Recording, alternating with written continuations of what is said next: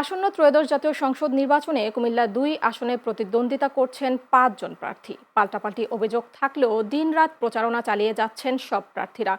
এক সময়ের বিএনপির শক্ত ঘাঁটি হিসেবে পরিচিত কুমিল্লা-২ আসনে এবার ধানের শীষ প্রতীক নিয়ে নির্বাচন করছেন দলটির কেন্দ্রীয় সাংগঠনিক সম্পাদক অধ্যক্ষ মোহাম্মদ সেলিম ভূঁইয়া।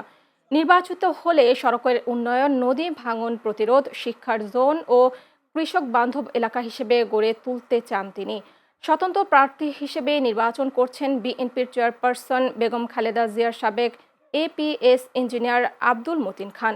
এদিকে ১১ দলীয় জোটের প্রার্থী হয়ে লড়ছেন জামাতে কেন্দ্রীয় মজলিসের শুরা সদস্য নাজিম উদ্দিন মোল্লা। ভোটারদের বেশ সাড়া পাচ্ছেন জানিয়ে নির্বাচন কমিশনের কাছে গ্রহণযোগ্য নির্বাচন প্রত্যাশা করেছেন তিনি। এলাকার উন্নয়ন ও মাদক মুক্ত সমাজ গঠন করবে এমন প্রার্থীকে ভোট দিতে চায় ভোটাররা। কুমিল্লা-২ আসনে ১৮টি ইউনিয়ন এবং একটি পৌরসভায় মোট ভোটার সংখ্যা ৩,৭৫,০০০।